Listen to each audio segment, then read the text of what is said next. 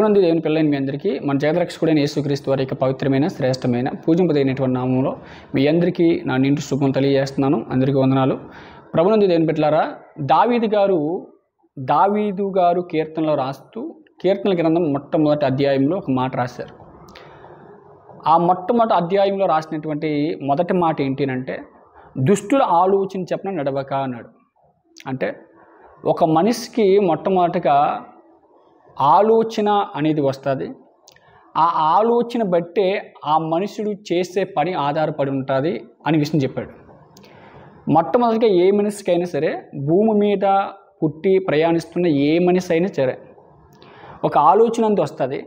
ఆ ఆలోచన ప్రకారంగానే వాడి యొక్క పనితీరు కనిపిస్తుంది అని దావీదు గారు చెప్తూ, దుష్టుల ఆలోచన చెప్పని నడవద్దు అన్నాడు. అలాగంటూ పాపుల మార్గమున నిలవద్దు అన్నాడు. అలాగంటూ అపహాస్యులు కూర్చున్న చోటన కూర్చుండొద్దు అన్నాడు.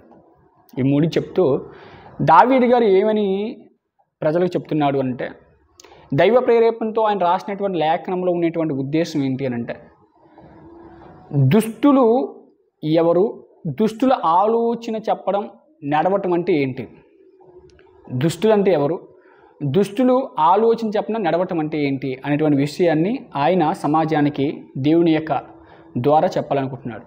ఒక విషయం చాలా జాగ్రత్తగా ఆలోచించండి. దుష్టుల ఆలోచన చెప్పడం నడవక అంటే, దుష్టుడి వారి యొక్క ఆలోచనలు కానివచ్చు, వాడి పనితీరు కానివచ్చు, వాడి యొక్క మాట తీరు కానివచ్చు, వాడి యొక్క ప్రవర్తన కానివచ్చు, ఏ విధంగా ఉంటుంది అని మనకు తెలియాలి అని అంటే, అసలు దుష్టుల ఆలోచన చెప్పిన నడవద్దు అంటున్నాడు. ఎందుకు నడవద్దు అంటున్నాడు? అపహాస్యులు కూర్చున్న చోటన కూర్చుండొద్దు అంటున్నాడు. ఎందుకు కూర్చుండొద్దు అంటున్నాడు? పాపుల మార్గంలో నిలవద్దు అంటున్నాడు. ఎందుకు నిలవద్దు అంటున్నాడు? ఈ 3 టైప్ ఆఫ్ క్యారెక్టర్స్ కలిగిన వారు ఎలా ఉంటారో చెప్తున్నాడు. ఎందుకు దుష్టుల ఆలోచన చెప్పిన నడవద్దు అంటున్నాడు అని అంటే, ఎందుకు పాపుల మార్గంలో నిలవద్దు అంటున్నాడు అంటే, ఎందుకు అపహాస్యులు కూర్చున్న చోటన కూర్చుండొద్దు అంటున్నాడు అంటే, ఈ టైప్ ఆఫ్ క్యారెక్టర్స్ ఎలా ఉంటాయో, ఎంత భయంకరంగా ఉంటాయో దావీదు గారు చెప్తున్నారు. అదేంటండి, పాపుల మార్గంలో నిలవద్దా అంటే, మనం నడిచెళ్తున్నటువంటి త్రోవలో చాలామంది అన్యులు మనకు పరిచయం అవుతారు కదా.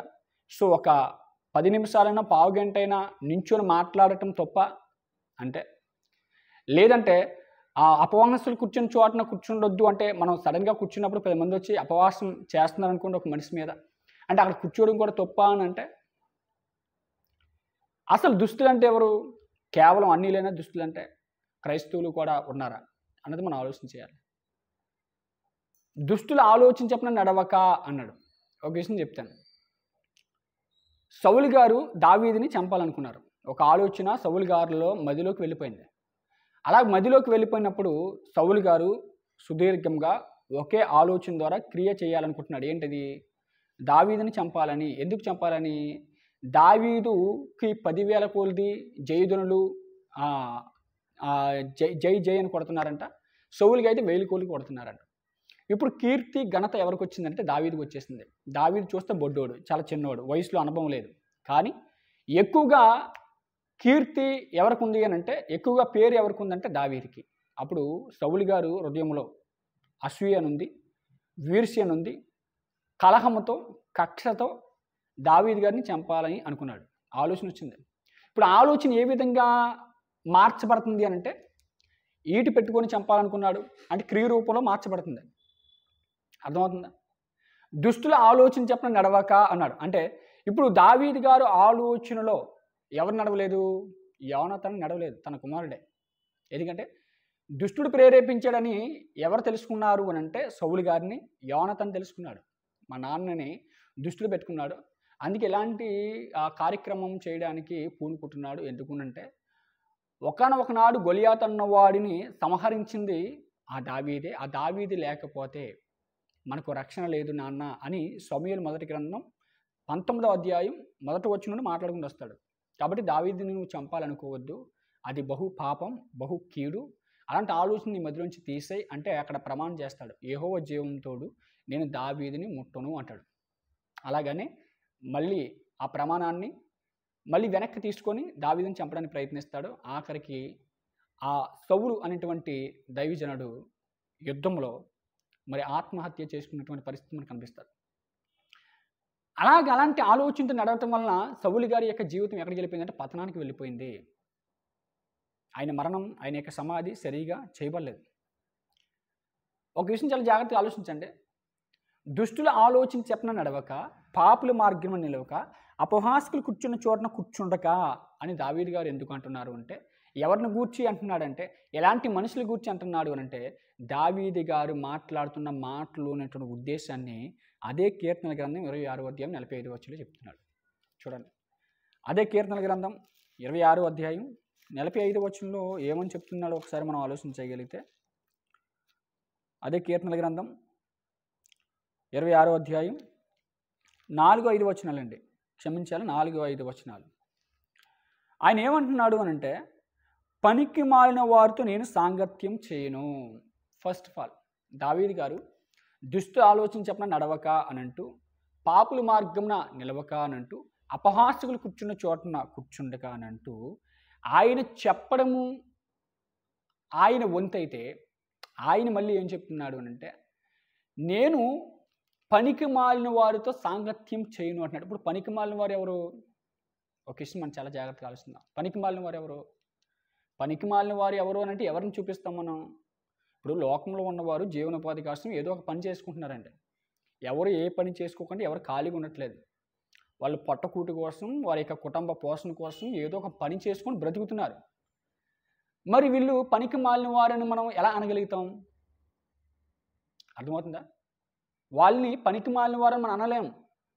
వాళ్ళు ఏదో పని చేసుకుంటున్నారు, జీవన ఉపాధిని కొనసాగిస్తున్నారు, వాళ్ళ కుటుంబానికి పోషణ వారు తెచ్చి పెడుతున్నారు.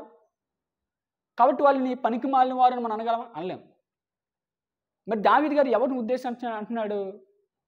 ఎవరిని ఉద్దేశించి అంటున్నాడంటే, దేవుని పిల్లలు కానివారు, దేవుని పని అంటే శ్రద్ధ లేనివాడు, దేవుని పని కోసం మాటలు కాదురా క్రియలలో చూపించలేనట్టు వాడితో నేను సాంగత్యం చేయను అంటున్నాడు.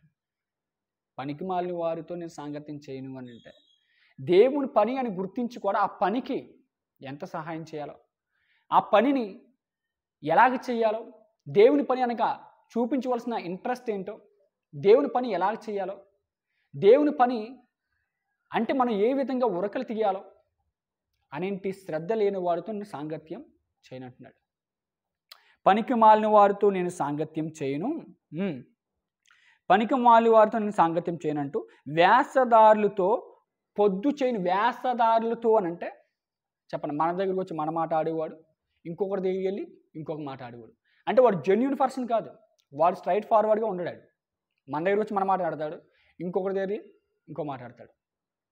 అలాంటి వారితో అంటే వేషధారులతో ఎందుకంటున్నాడు? ఎందుకు ఇలాంటి స్ట్రాంగ్ డిసిషన్స్ తీసుకున్నాడు అని అంటే, దావీదు గారికి ఎవరి వల్ల ముప్పు ఉన్నదని తెలుసుకున్నాడు అని అంటే, దావీదు గారు జంతువుల వల్ల ముప్పు ఉన్నదని నేను తెలుసుకోలేదు.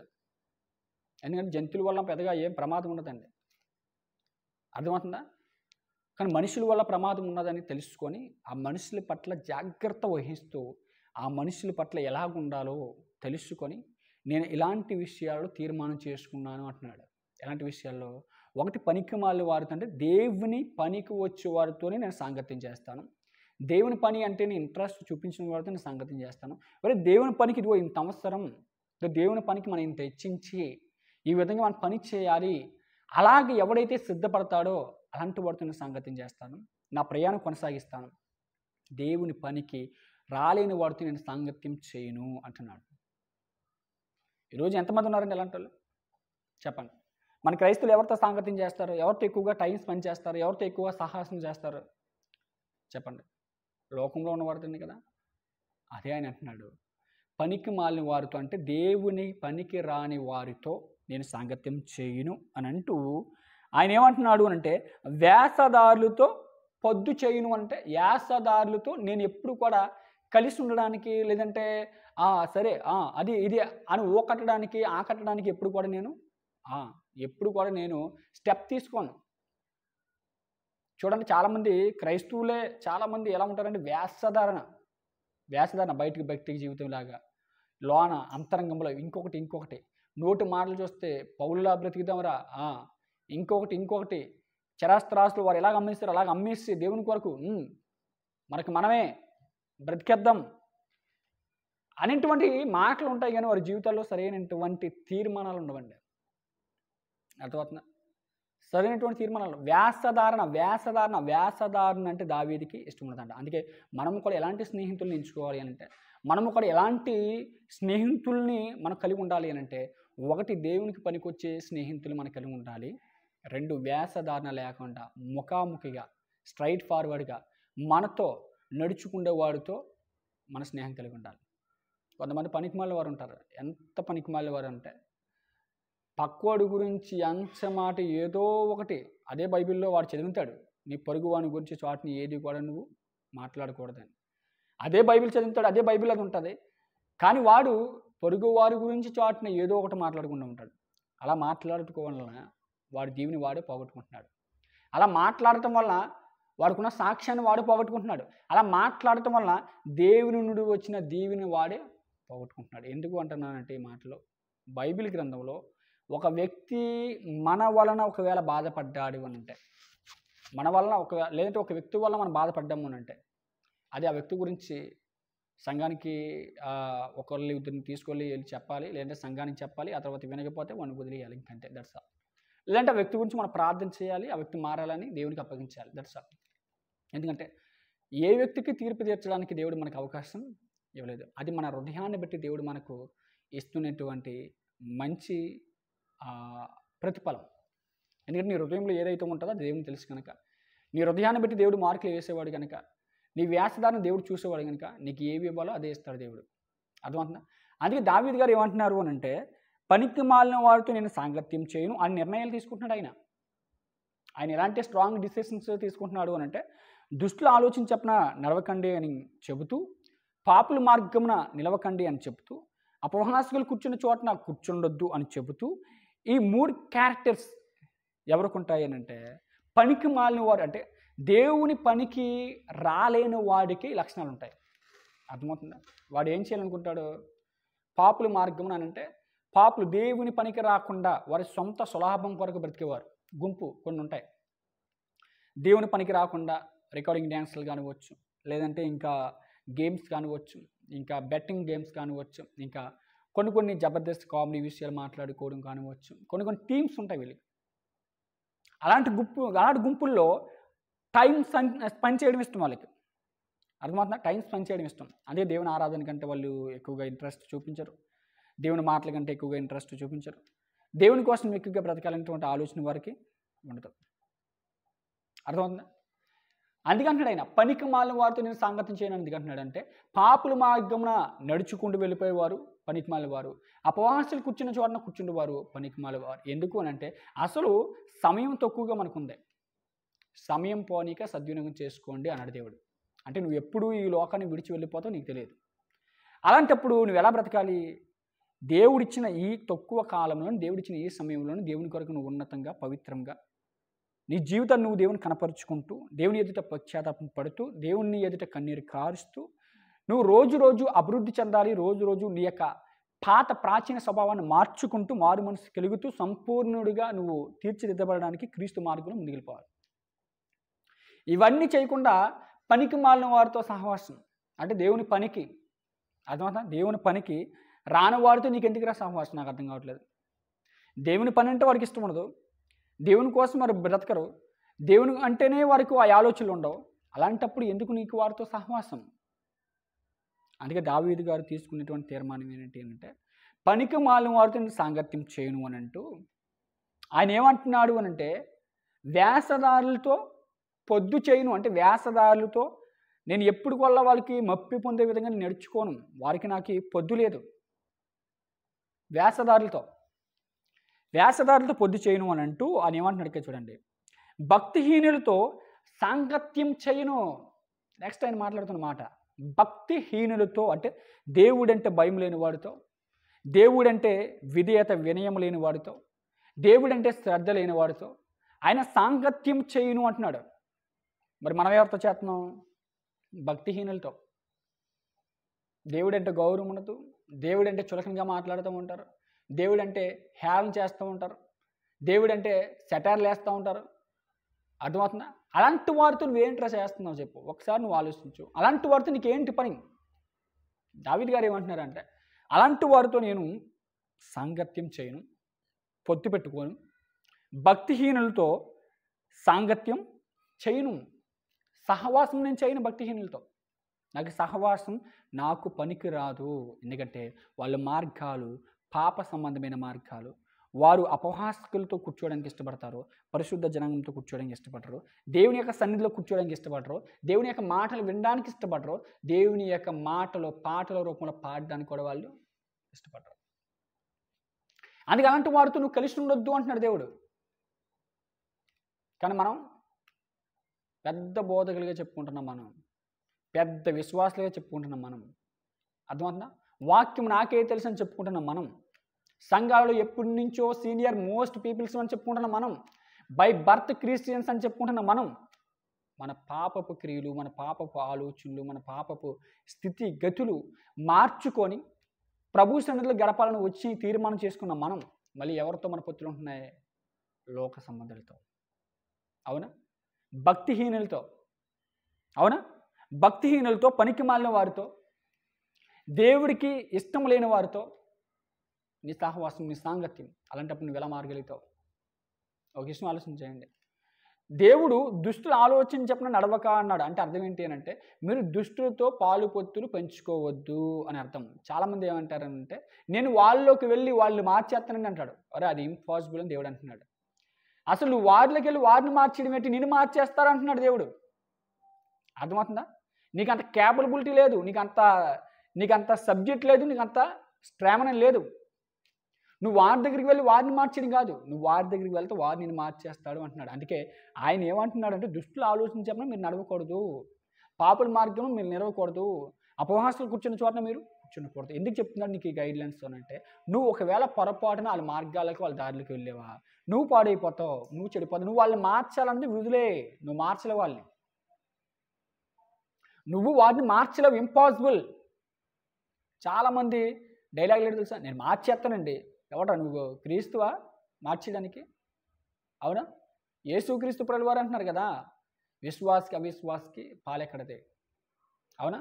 లేఖనాల్లో చెప్తున్నాయి కదా, దేవుడే చెప్తున్నాడు కదా, అవిశ్వాసాలతో విశ్వాసాల సాంగత్యం చేయొద్దు, చీకటికి వెలుతురికి పొత్తెక్కడ అని ఆయన అంటున్నాడు కదా. మరి నువ్వెవడ వెళ్ళి మార్చేస్తానంటున్నావు? మార్చగలవా నువ్వు? మార్చలేరండి. అందుకే దావీదు గారు మాట్లాడుతున్న మాట ఏంటి అని అంటే, దుష్టులు ఆలోచన చెప్పినా మీరు నడవక, పాపుల మార్గంలో నిలవక, అపహాసులు కూర్చున్న చోటన కూర్చుంటే కంటే మీరు ఎట్టి పరిస్థితుల్లో వారితో మీరు సాంగత్యం చేయకూడదు. అలా చేస్తారా, అలా స్టెప్ తీసుకుంటారా, అయితే మీరు పాడైపోతారు.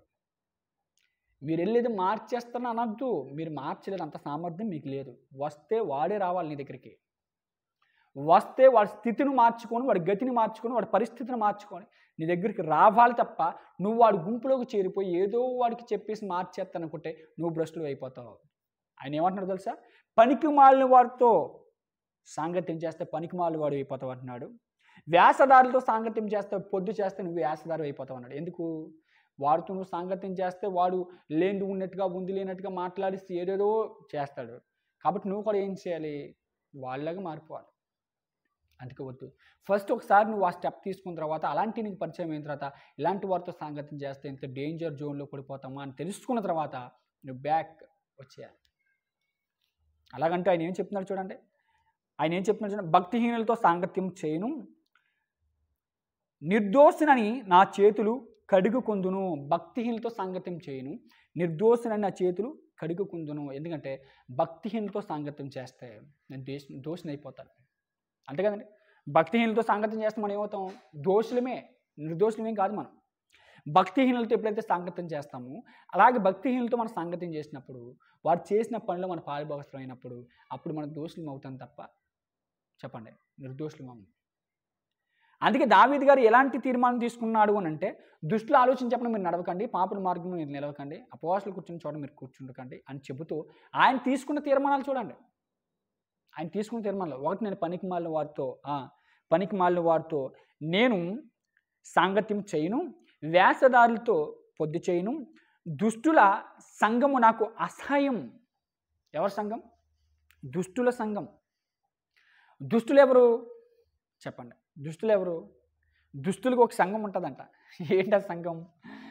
దేవుని పని పాడు చేసే సంఘం, దేవుని పిల్లలంటే నచ్చిన సంఘం, దేవుని మాటలంటే నచ్చిన సంఘం, ఇలాంటి దుష్టుల సంఘం ఒకటి ఉంటుంది. వాళ్ళకి వెళ్ళి నువ్వు కూర్చుంటావా? వాళ్ళు ఒక టీమ్గా కూర్చుంటున్నారు. వాళ్ళు ఏదో యేసుక్రీస్తుని లేదంటే ఇంకోటి అపవాసం చేసుకుని మాట్లాడుకుంటున్నారు. ఇప్పుడు వారిలోకి వెళ్ళి నీకేంట్రా పని? నీకేంటి అసలు నీకు పని? నువ్వు కూర్చోవచ్చు, అలాగా కూర్చోకూడదు. ఎందుకు కూర్చోకూడదు అంటే దుష్టుల సంఘం అది. పరిశుద్ధుల సంఘం ఒకటి ఉంది, అది క్రీస్తు సంఘం. ఆ సంఘానికి నువ్వు వస్తున్నావు, దేవుని మాటలు వింటున్నావు, బలపడుతున్నావు, రైట్. వాళ్ళకి కూడా సంఘాలు ఉన్నాయి. అలాంటి దుష్టుల సంఘంలోకి నువ్వు వెళ్ళకూడదు. ఆదివారం ఆరాధన అయిపోయిన తర్వాత ఎక్కడ ఉన్నారా? ప్రణాళికలో ఉన్నాం. ఎందుకు రానికి ఏం పని? వాళ్ళందరూ ఎక్కడో కూర్చొని ఏదో మాట్లాడుకుంటున్నారు, ఏదో వాళ్ళు వచ్చినటువంటి ఆలోచన ప్రకారం వాళ్ళు వెళ్ళిపోతున్నారు. నీకేంటి పని? వాళ్ళ దగ్గరికి ఎందుకు వెళ్ళాలనుకుంటున్నావు? దావీదు గారు తీసుకున్నటువంటి తీర్మానాలు ఏంటి అని అంటే, ఒకటి, పనికి మాలిన వారితో నేను సాంగత్యం చేయను, వేషధారులతో పొద్దు చేయను, దుష్టుల సంఘము నాకు అసహ్యం.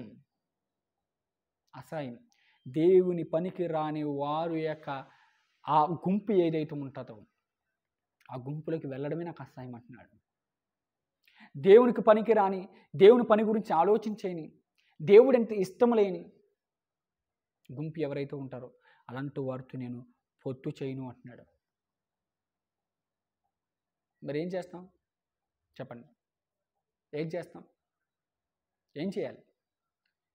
దేవుని పిల్లలతో సహవాసం చేయాలి, దేవుని పిల్లలతో పొత్తులు చేయాలి. దేవుని కోసం ఎవరైతే నిలబడడానికి ఇష్టపడుతున్నారో, దేవుని కోసం ఎవరైతే వారు నిర్దోషత్వంగా నిలబడడానికి ఇష్టపడుతున్నారో అలాంటి వారితో నువ్వు సహవాసం చేయాలి, సాంగత్యం చేయాలి. అర్థమవుతుందా? దేవుని పని కంటే రూపాయి ఇవ్వడానికి ఇష్టపడ్డావు, నువ్వెందుకు పనికి వస్తావు దేవుని పనికి? ఇంకా దేవుని పని అంటే రూపాయి ఇవ్వడానికి ఇష్టపడవు, దేవుని కార్యక్రమం అంటూ ముందుకు రావు. ఏం చేయడానికి ఇష్టపడతావు? ఎవడో పనికి మాలిన వాడు రోడ్డుకి పోతే వాడు వెనకాల పోతావు. ఎవడో పనికి మాలిన వాడు రోడ్డు ఆఫీస్ మాట్లాడితే వాడితో టైం స్పెండ్ అవసరమా నీకు? అవన్నీ దావీదు గారు అంటున్నాడు, డిలీట్ చేయి, కట్ చేసుకోవని. నేను ఈ ఆత్మీయ జీవితం బాగుంటుంది అంటున్నాడు. అలాగంటూ భక్తిహీనులతో సాంగత్యం చేయను, నిర్దోషినని నా చేతులు కడుగుకొందును. భక్తిహీనులతో సాంగత్యం చేసిన ప్రతి ఒక్కరు కూడా దోషి. ఎందుకు చెప్పమంట? అదే భక్తిహీనులు ఎవడో ఒకడి గురించి మాట్లాడుకుంటూనే ఉంటారు, ఎవడో ఒకడ పాపము గురించి మాట్లాడుకుంటూనే ఉంటారు, ఎవడి గురించో ఒక నేర ఆరోపణ చేస్తూ వాడు చేయలేనిదన్నా చేసాడు అని క్రియేటివేట్ చేసుకుంటూ వాడి విషయంలో దోషులుగా ప్రవర్తిస్తారు వాళ్ళు. నువ్వు అలాంటి వారి దగ్గరికి వెళ్తే నువ్వు కూడా దోషివే. ఎందుకంటే వాళ్ళ పాపపు సంబంధులు, వారు లేనిది ఉన్నట్టుగా ఉంది లేనట్టుగా మనుషుల మీద నేరాలేస్తూ నేరారోపణలు చేస్తూ వాళ్ళు పాపపు జీవితాలు మాట్లాడుకుంటూ దోషులుగా ఉంటారు. అందుకే అలాంటి వారితో నేను సహవాసం చేయను, నేను నిర్దోషిని నా చేతులు కడుగుకుంటాను. ఏం చెప్పాడండి దావీదు గారు? ఒక విషయం చెప్పిన, దావీదు గారు దుష్టుల ఆలోచన చెప్పిన నడవక, పాపుల మార్గంలో నిలవక, అపవాసులు కూర్చొని చోట కూర్చొని కానీ అంటూ ఇంత ఎవరినిచ్చాడు? నేను వారి యొక్క విషయాల్లోకి నేను వెళ్ళను, మీరు కూడా వెళ్ళొద్దు, ఎందుకంటే వాళ్ళు అంత డేంజర్ మనుషులు అని చెప్పాడు. వాళ్ళు ఎలాంటి పనులు చేస్తారంట? ఆయన దేవునికి పనికిరాని వారు ఈ విధంగా ఉంటారని చెప్పాడు. కానీ దావీదు గర్భాన్ని పుట్టినటువంటి సొలొమోను గారు ఏమంటున్నారు తెలుసా? దావీదు గర్భాన్ని పుట్టినటువంటి సొలొమోను గారు వీళ్ళ క్రియలు ఎలా ఉంటాయో చెప్తున్నాడు. ఈ పనికిమాలిన వారు కానివచ్చు, భక్తిహీనులు కానివచ్చు, దుష్టులు కానివచ్చు, వీళ్ళ క్రియలు ఎలా ఉంటాయో, వీళ్ళు ఎంత భయంకరంగా ఉంటారో, వీళ్ళ పరిస్థితులు ఎలా ఉంటాయో ఆయన చక్కగా వివరిస్తున్నాడండి. సొలొమోను గారి జ్ఞాని కదా. సొలొమోను గారు ఆయన దేవుని ద్వారా పొందుకున్నటువంటి జ్ఞానవంతుడు కాబట్టి వాళ్ళ క్యారెక్టర్ ఎలా ఉంటుందో, వాళ్ళ క్రియలు ఎలా ఉంటాయో చెప్తున్నాడు. చూద్దామండి సొలొమోను గారు ఏమైనా చక్కగా చెప్తున్నాడు. సామెతల గ్రంథం 4వ అధ్యాయం 14 వచనం. సామెతల గ్రంథం 4వ అధ్యాయం 14 వచనం ఒకసారి మనం చూడగలిగితే, సామెతల గ్రంథం 4వ అధ్యాయం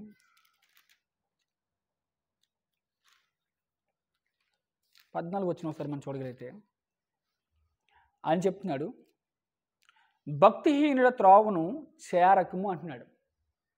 ఆయన కూడా ఒకటే చెప్తున్నాడు.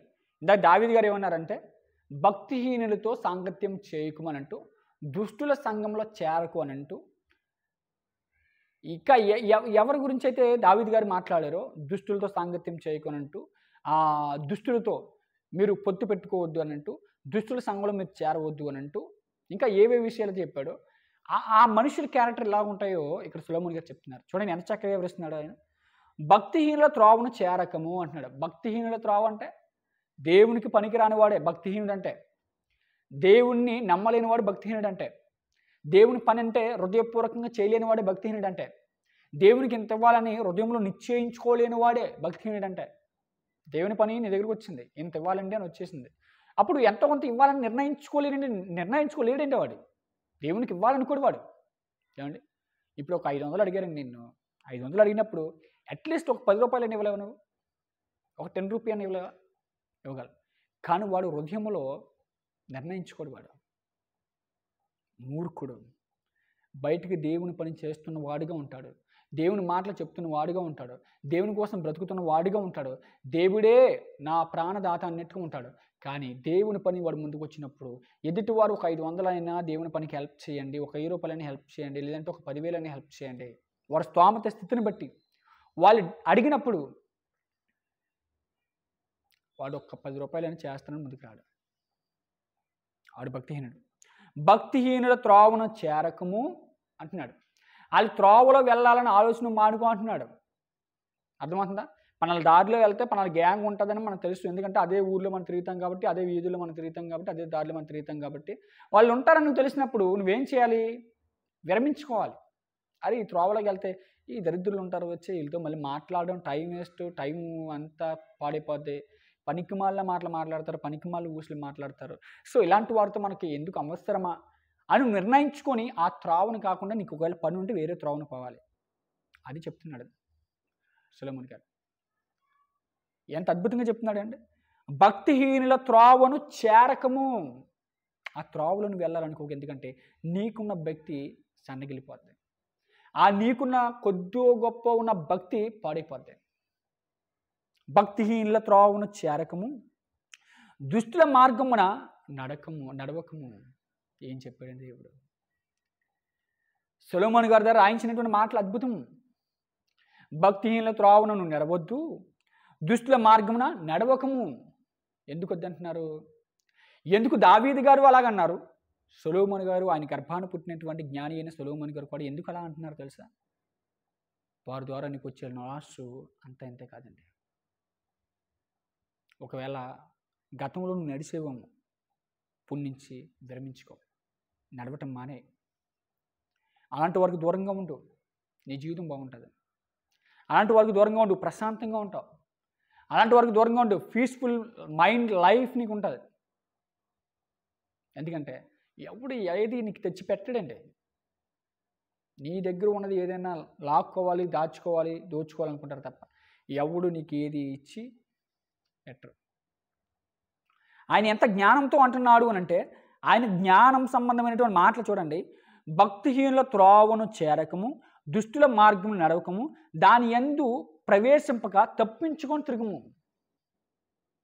దాని యందు ప్రవేశింపక, ఒకవేళ వాళ్ళు రమ్మని నిన్ను చూసి బలవంతం చేశారా, ఫోర్స్ చేశారా, ఏం చేయంటున్నాడు? తప్పించుకొని తిరుగుము. తప్పించుకొని తిరగమంటే పోనీ ఆ టయానికి ఏదైనా ఒకవేళ నాకు పని ఉందండి అని అంటావా? ఎందుకు అని అంటావా? వాళ్ళ దగ్గరికి వెళ్తే నీ లైఫ్, నీ యొక్క జీవితం, ఆత్మీయ సంబంధమైన జీవితం పాడైపోతుంది. కనుక తప్పించుకొని తిరగమంటున్నాడంటే వాళ్ళు ఎంత భయంకరలో దేవుని యొక్క వాక్యములో సొలొమోన్ గారు చెప్తున్నారు అని అంటే నువ్వు ఆలోచించాలి కదా. తప్పించుకొని తిరగడం కాదు, వాళ్ళు ఎక్కడ ఉన్నారో మనమే ఫోన్ చేసి కనుక్కుంటాం. ఎక్కడున్నారా? వాళ్ళ దగ్గర ఉన్నారా? అవునా, వచ్చేస్తున్నారా? అయితే అవునా, వచ్చేస్తున్నాను. అయితే మనమే ఫోన్లు చేసుకెళ్తాం వాళ్ళ దగ్గరికి. కాబట్టి ఆలోచించండి, దేవుడు ఎందుకు చెప్తున్నాడు అని అంటే మనము దుష్టులతో, దేవునికి పనికి రాని వారితో మన సాంగత్యం చేయకూడదు. దేవుని పని అంటే ఇష్టం లేని వారితో మన సాంగత్యం చేయకూడదు. దుష్టులతో మన పాలుపొత్తులు ఉండకూడదు. అర్థమవుతుందా? ఇన్ని విషయాలు చెప్తూ భక్తిహీనుల త్రోవను చేరకము, దుష్టుల మార్గమున నడవకము, దాని యందు ప్రవేశింపక తప్పించుకొని తిరుగుము. దాని యందు ప్రవేశింపక తప్పించుకొని తిరిగినా నీ జీవితం బాగుంటుంది. అలాంటి వారి గుంపులో నువ్వు చేరద్దు. అలాంటి వారి గుంపులో చేరద్దు. అది ఏదో రోజు ఆరిపోతుంది ఆ గుంపు, ఏదో రోజు విడిపోతుంది. ఎందుకంటే అది ఆత్మ సంబంధమైన గుంపు కాదు. అప్పుడు నీ జీవితం ఏంటో నీకు తెలుస్తుంది. అప్పుడు నీ గురించి ఎలా మాట్లాడుకుంటారో నీకు తెలుస్తుంది. అందుకే ఒకవేళ ఇప్పటి నుండి అయినా సరే నువ్వు విరమించుకో. అలాంటి స్నేహాలు, అలాంటి బంధాలు, అలాంటి బాంధవ్యాలు మానుకొని ఆయన ఏమంటున్నాడంటే, దాని యందు ప్రవేశింపక తప్పించుకొని తిరుగుము, దాని నుండి తొలగిపోమ్ము, దాని నుండి తొలగి సాగిపోమ్ము అంటున్నాడు. దాని నుండి తొలగి ఏం చేయి? సాగిపో, ఆగకో, నించోక అక్కడ, సాగిపో, ముందుకు వెళ్ళిపో. ఆగితే నేను లాగేసుకుంటారు, ఆగితే నేను పాడు చేస్తారు. అర్థమవుతుందా? మంచోడికి చెడు అలవాట్లు నేర్పిస్తారు. త్రాగడం తెలియలేని వాడికి త్రాగడం నేర్పిస్తారు. దమ్ము కొట్టలేని వాడికి దమ్ము కొట్టడం నేర్పిస్తారు. దొంగతనం తెలియని వాడికి దొంగతనం నేర్పిస్తారు. చోరీతనం తెలియని వాడికి చోరీతనం నేర్పిస్తారు. ప్రతి పనికి మాలిన అలవాటు నేర్పిస్తారు. లాస్ట్కి నీ జీవితం నాశనం అయిపోతాయి. అందుకే వారి గుంపుల్లో నువ్వు చేరొద్దు. అది దుష్టుడు కట్టుకున్న గుంపు, అపవాదిగాడు పని చేస్తున్నటువంటి ఒక గుంపు. అందులోకి నువ్వు వెళ్తే నువ్వు కూడా నీ జీవితం కూడా పాడైపోతుంది అంటున్నాడు. అందుకే చూడండి, సంఘాలకి ఎంతమంది వస్తారండి? ఫస్ట్లో బాగా వస్తారు, బాగా వచ్చిన తర్వాత వాక్యం బాగా వింటారు, పాటలు బాగా పాడడానికి ఇష్టపడతారు. ఆ తర్వాత వెనక్కి వెళ్ళిపోతారు. ఎందుకని? వాళ్ళు ఆగుతున్నాడు రా. ఆడికి సంఘం ఒకటి ఉంది, ఆ సంఘం లాగుతుంది. ఏంటి ఆ సంఘం? లోక సంబంధమైన సంఘం అండి. అది చాలా మంచిగా ఉంటుంది. కళ్ళుకు ఆనందాన్ని కలిగిస్తుంది, నోటికి తీపిదానం కలిగిస్తుంది, శరీరకు ఆహ్లాదనం అంటే సుఖం కలిగిస్తుంది. ఆ సంఘంలో అన్నీ ఉంటాయి, ఈ సంఘంలో ఉండవు. దేవుని యొక్క పరిశుద్ధమైన దేవుని యొక్క సంఘంలో ఏముంటాయి తెలుసా? శ్రమలు ఉంటాయి, కష్టాలు ఉంటాయి, ఇబ్బందులు ఉంటాయి, కన్నీళ్ళు ఉంటాయి, అవమానాలు ఉంటాయి. అందుకే ఈ సంఘంలో ఉండడానికి ఇష్టపడ్డాడు మనిషి. ఎక్కడికి పోవడానికి ఇష్టపడతాడు? లోక సంబంధమైనటువంటి దుష్టుని సంఘానికి వెళ్ళిపోవడానికి ఇష్టపడతాడు. అందుకే దుష్టుని సంఘంలో నేను చేరనన్నాడు. అందులో రంగులు ఉంటాయి, వినోదాలు ఉంటాయి, ఆర్భాటాలు ఉంటాయి, సంతోషం ఉంటుంది, కేరింతలు ఉంటాయి, అటువంటి ఎంజాయ్ ఉంటుంది, అన్నీ ఉంటాయి, అన్నీ ఉంటాయి. జీవితం శంక నాకిపోతుంది. ఒకనొక రోజు దేవుడికి లెక్క చెప్పుకోవాలి. ఆయన అంటూ దాని యందు ప్రవేశింపక తప్పించుకొని తిరుగుము, దాని నుండి తొలగి సాగిపోము. ఎవరు సాగిపోతాడు? దాని నుండి తొలగి ఎవరు సాగిపోతాడు? అరాకొర్ర భక్తునుడు సాగిపోడు. అరాకొర్ర భక్తునుడు అందులోనే మునిగిపోతాడు. అరాకొర్ర భక్తునుడు అందులోనే పోతాడు. దాని నుండి తొలగి ముందుకు సాగిపోడు ఎవడు? దేవుని యందు భక్తి కలిగిన వాడు మాత్రమే సాగిపోతాడు. అది నీలో ఉందో లేదో చూసుకో. అది ఒకవేళ నీలో ఉంటే ఎప్పటి నుండే లోక సంబంధమైన వారితో సహవాసం మానేరా. వాళ్ళతో సహవాసం కలుసుకుంటే, వారితో బంధం కలిగి ఉంటే, వారు నాకు కష్టకాలం మందు ఏదో హెల్ప్ చేసేస్తారేమో, కష్టకాలం మందు నాకు చెయ్యూత ఇచ్చేస్తారేమో, కష్టకాలం మందు నన్ను ఏదో ఎత్తి పెట్టుకుంటారో నువ్వు అనుకుంటున్నావు. వదిలిపెడతారు కాదు కదా. నీకు మామూలుగా చుక్కలు చూపించరు. ఎందుకంటే వాడు లోక సంబంధి. వాడు ఎప్పుడు కూడా నీ అనుకున్నట్టుగా వాడు ఇప్పుడు కూడా నీకు హెల్ప్ఫుల్గా ఉండడు. ఇట్ గాడ్స్ కమాండింగ్, దేవుడి మాట. ఏమండి? అలాగంటే ఏమని చెప్తున్నాడు అంటే, దాని నుండి తొలగి సాగిపోము, అట్టివారు కీడు చేయనిది నిద్రపోరు. ఎందుకు? అలాంటి వారి గురించి ఎందుకు చెప్తున్నాడు? అట్టివాడు కీడు చేయక నిద్రపోరంట. వాళ్ళ క్రియలు చెప్తున్నాడు ఇవ్వాలి. ఆ మనిషి స్వభావాలు ఏంటో, ఆ మనుషుల వారి యొక్క ఆలోచన విధానం ఏంటో, ఆ మనుషుల వారి యొక్క బిహేవియర్ ఎలా ఉంటుందో, వారి యొక్క అంతరంగపు ఆలోచనలు ఎలా ఉంటాయో చెప్తున్నాడు. దుష్టులతో నడుస్తాను, దుష్టులతో కలిసి ఉంటాను, దుష్టులతో వెళ్ళిపోతాను నువ్వు అనుకుంటున్నావు కదా. వాడు అంతరంగంలో ఉన్నటువంటి విషయాలు చెప్తున్నాడు. ఏమని చెప్తున్నాడు? ఆ అంతరంగంలో ఉన్నటువంటి విషయాలు ఏమని చెప్తున్నాడు? కీడు చేత అట్టి వారు కీడు చేయనిది నిద్రపోరంట. కీడు చేయనిది నిద్రపోరు అని అంటే వాళ్ళు కీడు చేస్తేనే, ఎదుటివాడు పాడైపోతేనే, ఎదుటివాడికి ఏదో నష్టం జరిగితేనే, ఎదుటివాడు ఇంకేదో అయిపోతేనే, ఎదుటివాడి ఇంట్లో పెద్ద పెద్ద గొడవలు అయిపోతేనే, ఎదుటివాడు అన్నతమ్ముళ్ళు కొట్టించుకొని చచ్చిపోతేనే వాడికి ప్రశాంతంగా ఉంటుందంట. అర్థమవుతుందా? మనం ఏమనుకుంటామంటే, అరే రోజు గొడవ పెట్టుకుంటున్నారు ఏంట్రా అని నేనైతే అలాగే ఫీల్ అవుతానండి. చాలామంది మా ఇంటి ముందు వాళ్ళు ఎవరైనా సరే ఒకళ్ళు గొడవలు పెట్టుకుంటే, అరే రోజు అసలు ఎందుకురా 10 మంది వింటున్నారు అని నేను ఫీల్ అవుతాను. హార్ట్ఫుల్గా ఫీల్ అయ్యి నా లైఫ్లో చాలామంది గైడ్లైన్స్ కూడా ఇచ్చాను. అమ్మ అలా ఉండకూడదు, ఎందుకు అవి అలా ఉండకూడదు. ఎందుకు? మీరు గొడవలు పెట్టుకున్నారనుకోండి, ఇరుగు పొరుగు వింటారు. వారికి మీరు చులకన అయిపోతారు. ఎందుకు అలా మీరు ఎందుకు ఉంటారు అని సజెషన్ నా వంతుగా నేను చాలా మందికి ఇచ్చాను. కానీ అందరూ అలా ఉంటారు. ఎదుటోడి ఇంట్లో సౌండ్ వినబడితే వీడికి ఆనందం, ఎదుటోడి ఇంట్లో గొడవలు అవుతే వీడికి సంతోషం. అది ఎవరి గుంపు తెలుసా? దయ్యం గడి గుంపు, అది అపవాది గడి గుంపు. అలాంటి గుంపుల్లోకి వెళ్ళొద్దు అంటున్నాడు. ఎందుకు అంటున్నాడు అంటే వాళ్ళు అలాంటి మనుషులరా. నువ్వు బాగుపడితే వారవలేని జాతికి సంబంధించిన గుంపు అది. నువ్వు వరిదిలితే నిన్ను చూసి వారవలేనటువంటి గుంపు అది. అప్పుడు వాళ్ళతో నువ్వు సహవాసం కలిగి ఉంటే అప్పుడు నీ మనిషిని పాడు చేయడానికి వాళ్ళు చూస్తారు. అందుకే నువ్వేం చేయాలంటే అలాంటి వాళ్ళతో నీకున్నటువంటి బంధాన్ని విరమించుకొని దేవుని పిల్లలైన వారితో, మంచి సుబుద్ధి కలిగిన వారితో, మంచి ఆలోచనలు కలిగిన వారితో నీ ప్రయాణాన్ని కొనసాగించాలి. అర్థమవుతుంది? చాలామంది దేవుని పిల్లలైన వారే దేవుని సంఘానికి వస్తారు, దేవుని పాటలు పాడతారు, దేవుని యొక్క వాక్యం చెప్తారు, దేవుని కొరకు బ్రతకాలని తీర్మానం చేసుకుంటారు. మళ్ళీ లోక సంబంధాలతో సహవాసాలు చేస్తారు. వాడు ఏదో చెత్తగా తీసుకొచ్చి పులుముతాడు, ఏదో ఒకటి మాట్లాడతాడు. వీడు కూడా దాన్ని మాట్లాడుతూ దాంతోనే ఏకీవేస్తూ మళ్ళీ లోకంలోకి వెళ్ళి ఎందుకురా అప్పుడు నీ భక్తి? అప్పుడు నీ భక్తి అర్థమేగా. అవునా? నిర్దోషినని నేను నా చేతులు కడుక్కుందని అన్నాడు. ఎవరు?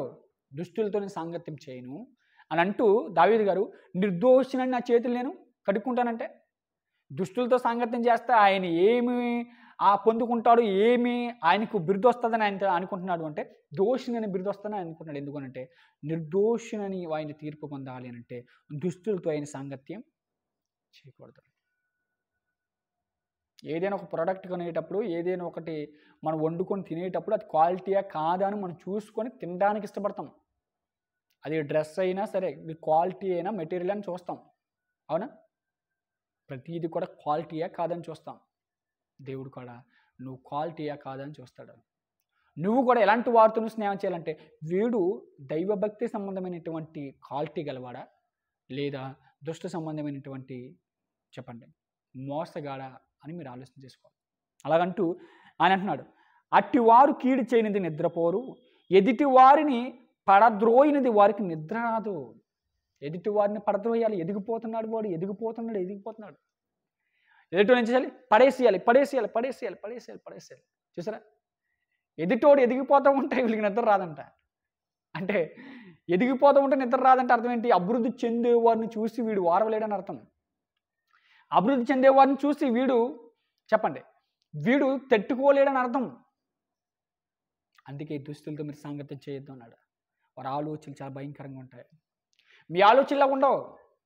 ఎవరైనా బాగుపడితే నిజమైన దేవుడిని నిజంగా ప్రేమించినటువంటి క్రైస్తవులు ఎవరైనా ఒకరు బాగుపడితే వాళ్ళు దీవిస్తూ ఉంటారు. గాడ్ బ్లెస్ యూ, దేవుడు నేను ఇంకా దీవించిన గాక అని దీవిస్తారు.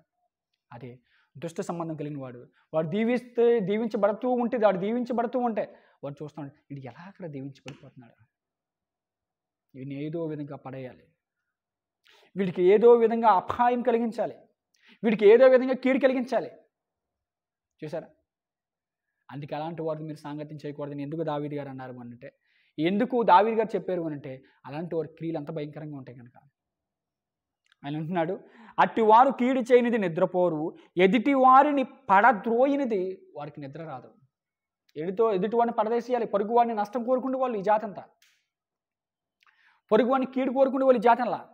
ఏరా నీ ఇంట్లో ఏమైనా పెట్టుకెళ్ళిపోతున్నారా? వాళ్ళు నీ ద్వారా ఏమన్నా వాళ్ళు లాభం ఏమైనా చేసుకుంటున్నారా? లేదు కదా. ఏంటి? తన ముందున్న వాడు బాగుపడితే ఒకవేళ వీడికి పాడైపోతే కష్టకాలం మీద సహాయం చేస్తాడు అనే ఆలోచన ఉంటుందంటారా? ఉండదండి. అర్థమంతా. కాబట్టి ఎలాంటి మనుషులు తెలిసే వీళ్ళు. అందుకే దావీదు గారు అన్నారు, దుష్టులు ఆలోచన చెప్పిన మీరు నడవద్దు, పాపుల మార్గం మీరు నడవద్దు, అపవాసులు కూర్చుని చోట మీరు కూర్చుండొద్దు. అదే దావీదు గారు అంటూ ఆయన అంటున్నాడు మళ్ళీ కీర్తనల గ్రంథంలో 24వ అధ్యాయం 4-5 వచనంలో మళ్ళీ ఆయన ఏమంటున్నాడు? మళ్ళీ అదే విషయం చెప్తున్నాడు, దుష్టులతో నేను సాంగత్యం చేయను. తీర్మానం, దుష్టులతో నాకు పొత్తు ఉండదు, దుష్టుల సంఘములకు నేను చేరను. ఎందుకంటున్నాడు? వాళ్ళ క్రియలు చూశాడు కనుక, వాళ్ళ క్యారెక్టర్స్ చూశాడు కనుక, వారి మంచి స్వభావాలు కాదు అని ఆయన తెలుసుకున్నాడు కనుక. తెలుసా? అందుకే సొలొమోన్ గారు జ్ఞాని కాబట్టి వివరిస్తున్నాడు వాళ్ళ క్యారెక్టర్లు ఎలా ఉంటాయి అంటే, అట్టువారు కీడు చేయనిది నిద్రపోరు, ఎదుటి వారిని పడద్రోయినది వారికి నిద్ర రాదు. బయటికి తేటగా మాట్లాడతాడు, బయటికి మంచోళ్ళే నటిస్తాడు, కానీ వాడు అంతరంగపు ఆలోచనలు, క్రియలు, వాటి ఫలాలు ఇవే. అలాగంటూ అంటున్నాడు, కీడు చేత దొరికిన దానిని వారు భుజించుదురు. కీడు చేత దొరికిన దానిని ఆనందంగా సంతోషంగా తింటారంటండి. 40 అర్థమవుతుంది అంటే ఎవరంటే వీళ్ళందరూ కూడా మేలుని చూసి ఆనందపడేవారు కాదండి. ఎదుటి వారి జీవితంలో కీడు జరిగితే ఆనందపడేవాళ్ళు, కేరింతలు కొట్టేవాళ్ళు. అలాంటి వారితో నీ సంగతి అవసరమా? అలాంటి వారితో నీకు ప్రయాణం అవసరమా? అలాంటి వారితో నీకు పొత్తులు అవసరమా? ఎవరిని నమ్ముకుంటున్నారండి ఈరోజు?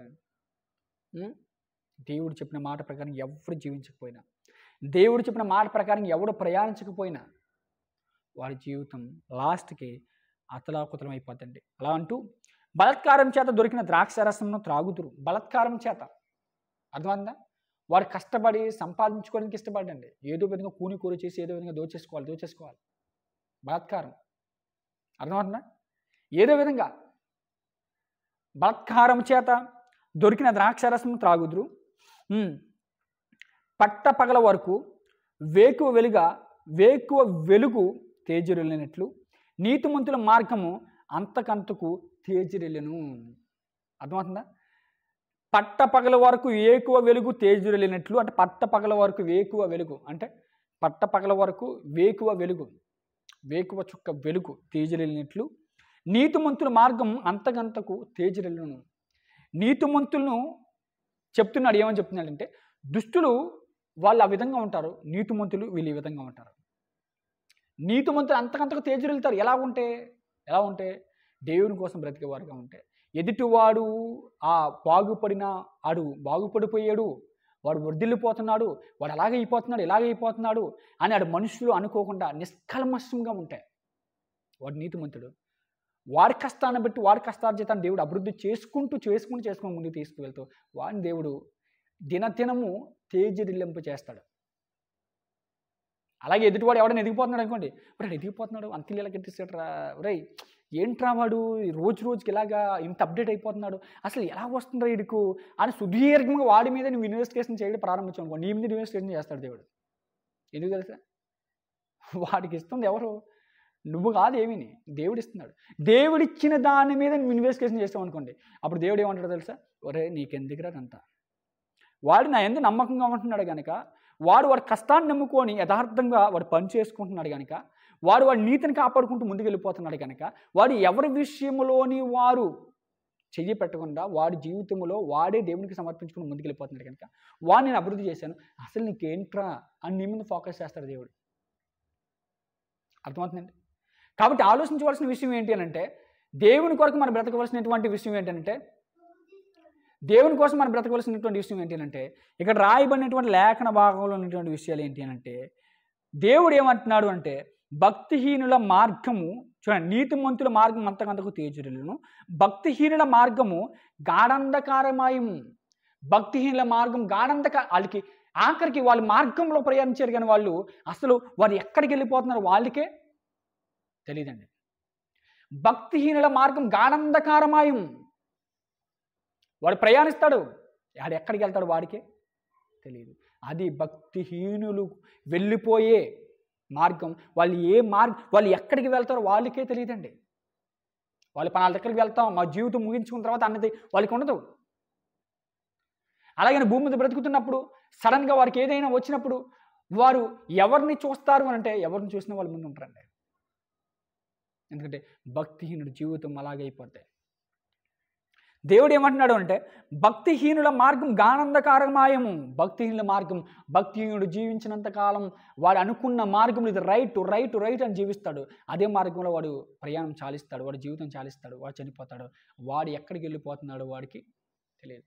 గాఢంధకారమయము అని అంటూ, తాము దేని మీద పడినది వారికి తెలియదండి. వారు దేని మీద పడతారో, వారు ఎక్కడికి వెళ్ళిపోతారో, వారి జీవితం అంతం ఎటువైపు తీసుకువెళ్ళిపోతారో వారికి తెలియదు. అలాగ తెలియలేని వారితో నీ ప్రయాణం కొనసాగిస్తున్నావా? అలాగ తెలియలేని వారితో నువ్వు జోడీగా ఉంటున్నావా? అలాగ తెలియలేని వారితో నువ్వు పొత్తులు పెట్టుకుంటున్నావా? అయితే నువ్వు దేవుని బిడ్డవు కాదు. క్రైస్తవుడివే కాదు, దేవుడికి నచ్చిన వాడివే కాదు. ఎందుకంటే దావీదు గారు విరమించుకున్నారు, నేను దుష్టులతో సాంగత్యము చేయను, దేవుని పనికొచ్చే వారితోనే సాంగత్యం చేస్తానని విరమించుకున్నారు ఆయన. నేను దుష్టులతో సాంగత్యం చేయమని విరమించుకున్నారు ఆయన. ఆయన అంటూ నా కుమారుడు నా మాటలను ఆలకింపుము అని అంటున్నాడు. నా కుమారుడు నా మాటలను ఆలకింపుము అని అంటున్నాడు. నా వాక్యములకు చెవియొగ్గుము అంటున్నాడు.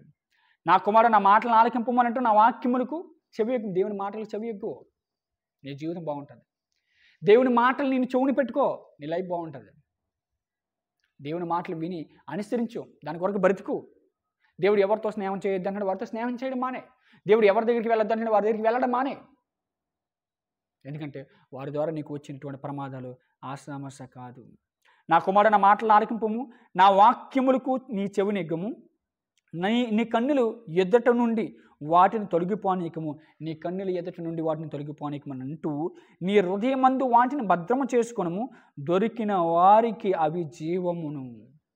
నీ హృదయమందు వాటిని భద్రం చేసుకుని ఏటిని? వాక్యములను నీ హృదయంలో దాచుకో, దేవుని మాటలు దాచుకో. ఎవడు పగస్తుడు, ఎవడు నీకు ప్రేమడు? ఎవడు పగస్తుడు, ఎవడు నీకు ప్రేమడు? ఎవడు నిన్ను ప్రేమించేవాడు, ఎవడు నిన్ను ద్వేషించాడు నీకు అర్థమైపోతుంది వాక్యంలో. అర్థమవుతుందా? కాబట్టి అటువంటి వారితో మీరు సాంగత్యం చేయొద్దు. దేవుని యొక్క వాక్యాన్ని ప్రేమించే వారితో సాంగత్యం చేయండి. దేవుని యొక్క వాక్యాన్ని గౌరవించే వారితో సాంగత్యం చేయండి. దేవుని యొక్క వాక్యాన్ని అంగీకరించే వారితో సాంగత్యం చేయండి అంటున్నాడు. నీ కన్నులు ఎదటి నుండి వాటిని తొలగిపోనీయకము, నీ హృదయము వాటిని భద్రము చేసుకును, దొరికిన వారికి అవి జీవము. నీ హృదయం వాటిని భద్రం చేసుకునము, నీ హృదయంలో వాటిని భద్రం చేసుకో. అవి దొరికిన వారికి, ఆ వాక్యపు విలువలు మాటలు దొరికిన వారికి జీవం. పరమందు వాళ్ళ ఫలములు పొందుతారు. మరి అలాంటి జీవ ఫలములు పొందుకోవాలనుకుంటున్నావు నువ్వు, వాళ్ళ మార్గంలోకి వెళ్తావా?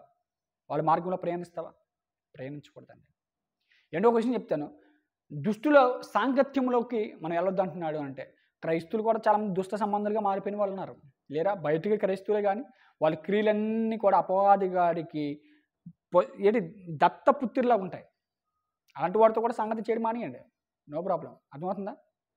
ఎవడైతే పీస్ఫుల్గా దేవుల్లో ఆత్మీయంగా ముందుకెళ్ళాలనుకుంటున్నాడో అలాంటి వాడితో సంగతి చేయండి. అర్థమవుతుందా? ఇక్కడో మాట అక్కడో మాట అక్కడో మాట ఎక్కడో మాట మాట్లాడే తంత్రగొట్టుగాళ్ళతో మీరు సహవాసం చేయొద్దు. అలా చేస్తే మీ లైఫ్, మీ మైండ్ మొత్తం ఖరాబ్ అవుతాయి. దేవుని కుమారులు, దేవుని పిల్లలు ఎలా ఉంటారో తెలుసండి, ఎవరి గురించి ఎప్పుడు కూడా ఏది మాట్లాడరండి. మాట్లాడవలసిన అవసరం వాళ్ళకి లేదు.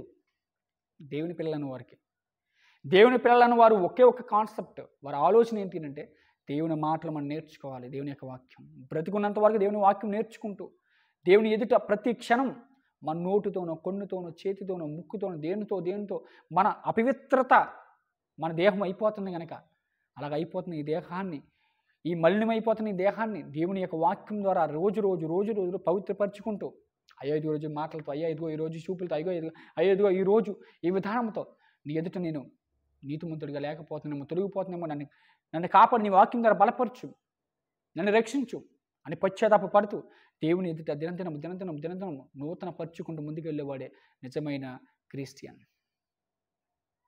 అర్థమవుతుందా? అలాంటి వాడు లోక సంబంధమైన విషయాలకి టైం ఎక్కడ ఉంటుందండి? వాడికి వాక్యం చదువుకుంటాడు, బైబిల్ చదువుకుంటాడు, దేవుని కొరకు ఎలా బ్రతకాలో తీర్మానం రోజు చేసుకుంటూ ఉంటాడు. ఎదుటి వారి గురించి మాట్లాడరు కదా, మాట్లాడకూడదు. ఒకవేళ ఈ రోజు నుంచి మాట్లాడకూడదని తీర్మానం చేసుకుంటే నువ్వు నిజంగా దేవుని ఎదుట ఫలం పొందిన వాడు అవుతావు. నీ హృదయమందు వాటిని భద్రం చేసుకోనము, దొరికిన వారికి అవి జీవమును, వారి సర్వశరీరమునకు ఆరోగ్యమును ఇచ్చును. వారి సర్వశరీరమునకు ఆరోగ్యమును కూడా ఇస్తాయి. దేవుని యొక్క మాటలు ఆరోగ్యం, దేవుని యొక్క మాటలు నీ జీవితానికి మేలు, దేవుని యొక్క మాటలు నీ జీవితానికి మంచి ఔషధాలండి. దేవుని వాక్యంతో ఉన్నావు అనుకో, నువ్వు బాగుపడతావా చెడిపోతావా? దేవుని యొక్క వాక్యాన్ని హృదయంలో పెట్టుకున్నావు అనుకో, నువ్వు కల్మషంగా ఉంటావా, కల్మషం లేనివాడిగా ఉంటావా? కల్మషం లేనివాడిగా ఉంటావు, బాగుంటావు, హ్యాపీగా ఉంటావు. అవునా? అర్థమవుతుందా? ఒక రోగం ఉందండి, ఆ రోగం తీయడానికి ముందు వచ్చింది అనుకోండి, ఆ రోగం తీసేస్తే అప్పుడు ఆ వ్యక్తి బాగుంటాడు. లోకములో ఉన్నదంతా పాపం, లోకములో ఉన్నదంతా కల్మషం. ఆ కల్మషం అంతా పోవాలంటే నీ హృదయంలో దేవుని యొక్క వాక్యం ఉంటే బాగుంటావు. దేవుడు అదే అంటున్నాడు, వారి సర్వశరీరమునకు ఆరోగ్యం ఇచ్చును. దేవుని యొక్క వాక్యం నీకు ఆరోగ్యం ఇస్తుంది. నీకు ఆశీర్వాదం ఇస్తుంది, నీకు దీవెన ఇస్తుంది, నీకు మంచి ఫలాలు ఇస్తుంది. లోకంలో నడుస్తాడే నీకు. లోకంలో ఉన్నవాడు దుష్టుడు, దుష్ట సంబంధి. వాడి మాటలు నీకు ఆరోగ్యం ఇవ్వవు, వాడి మాటలు నిన్ను మంచి స్థితిలో పెట్టవు. దేవుని యొక్క మాటలు నిన్ను మంచి స్థితిలో పెడతాయి, నీకు ఆరోగ్యం ఇస్తాయి. అందుకే అంటాడు కదా యాకోబు రాసిన పత్రికలో మొదటి అధ్యాయం 21వ వచనంలో అంటాడు కదా, ఆయన ఏమంటాడంటే యాకోబు రాసిన పత్రికలో మొదటి అధ్యాయం 21వ వచనంలో ఆయన ఏమంటాడంటే, సమస్త కల్మషమును విర్రవీగుతున్న దుష్టత్వం మాని లోపల నాటబడి మీ ఆత్మను రక్షించుటకు శక్తిగల వాక్యమును సాత్వికంతో అంగీకరించండి అంటాడు. అంటే వాక్యమే మన ఆత్మల్ని రక్షిస్తుంది. వాక్య సంబంధులతో మనం ఉండాలి, వాక్యం నేర్చుకున్న వారితో మనం ఉండాలి. వాక్యం ఎవరైతే నిష్కల్మషంగా ప్రకటిస్తున్నారో, ఎవరైతే వాక్య సంబంధులుగా ప్రవర్తిస్తున్నారో అలాంటి వారితో నీ సహవాసం ఉండాలి తప్ప లోకంలో ఉన్న వారితో ఉండకూడదు. ఆత్మ సంబంధులను నటిస్తూ లోక సంబంధులు చాలామంది ఉన్నారు, అలాంటి క్రైస్తవులతో కూడా మన సహవాసం ఉండకూడదు.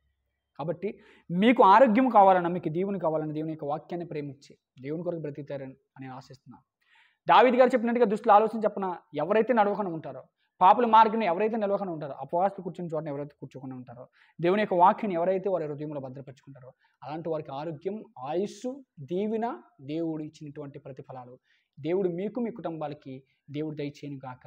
ఆమేన్. కొన్ని మూసుకున్నట్లయితే చిన్న ప్రార్థన చేసుకుందాం. మహాపరిశుద్ధుడా, సకల ఆశీర్వాదాలకు కారణభూతుడు వినో ప్రియ పరలోక తండ్రి, నీ పిల్లలు మేమందరం తండ్రి నీ కొరకు బ్రతికే భాగ్యాన్ని మాకు ప్రసాదించు. నువ్వు లోకంలో మేమందరం ఉండాలని నీ కృపలో జ్ఞాపకం చేసుకుంటున్నాను. ఈ ప్రార్థన మీ ప్రియకుమారుడు మా రక్షకుడైన యేసుక్రీస్తు వారికి పవిత్రమైన శ్రేష్టమైన పూజింపుతైనటువంటి నామములో అడిగి వేడుకుంటున్నాము తండ్రి. ఆమేన్. అందరికీ వందనాలండి. God bless you and all. Thank you అండి ఆల్.